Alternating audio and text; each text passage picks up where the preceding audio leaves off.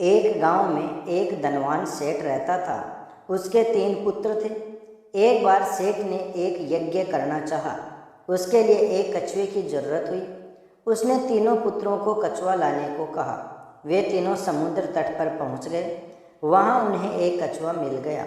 बड़े पुत्र ने कहा, मैं भोजन चंग हूँ, इसलिए कछुए को नहीं छूऊंगा। मझला पुत्र बोला, मैं नारी चंग हूँ, मैं भी नहीं ले जाऊंगा। सबसे छोटा बेटा बोला, मैं सैया चंग हूँ, मैं भी नहीं ले जाऊंगा। वे तीनों इस बहस में पड़ गए कि उनमें कौन ज़्यादा गुणवान है। जब वे आपस में इसका फैसला न कर सके तो राजा के पास पहुँचे। राजा ने कहा, आप लोग यहाँ पर रुको, मैं तीनों की अलग अलग जांच करूँगा। इसके बाद राजा ने बढ़िया भोजन तैयार कराया और तीनों खाने के लिए बैठे। सबसे बड़े पुत्र ने कहा, मैं खाना नहीं खाऊंगा, इसमें मुर्दे की गंध आती है। वह उठकर चला गया। राजा ने पता लगवाया तो मालूम हुआ कि वह भोजन शमशान के पास के खेत के अनाज से बना हुआ था। राजा ने कहा, तुम वास्तव में भोजन चंग हो, तुम्हें भोजन की पहचान है। रात के समय राजा ने एक सुंदर स्त्री को मजले बाई के पास भेजा।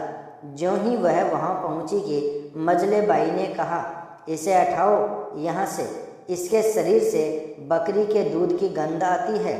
राजा ने यह सुनकर पता लगाया तो मालूम हुआ कि वह स्त्री बचपन में बकरी का दूध पीकर पली बड़ी थी। राजा बड़ा खुश हुआ और बोला, तुम सचमुच नारी चंग हो। इसके बाद उसने तीसरे भाई को सोने के लिए 7 गद्दों का पलंग दिया।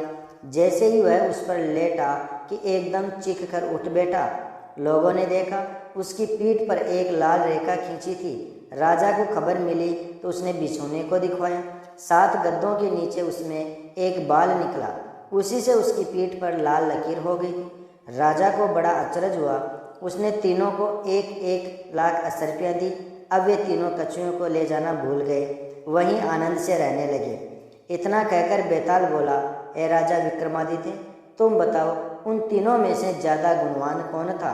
राजा ने कहा, मेरे विचार से सबसे ज़्यादा गुणवान सैया चंग था, क्योंकि उसकी पीठ पर बाल का निशान दिखाई दिया और ढूंढने पर बिस्तर में बाल पाया भी गया।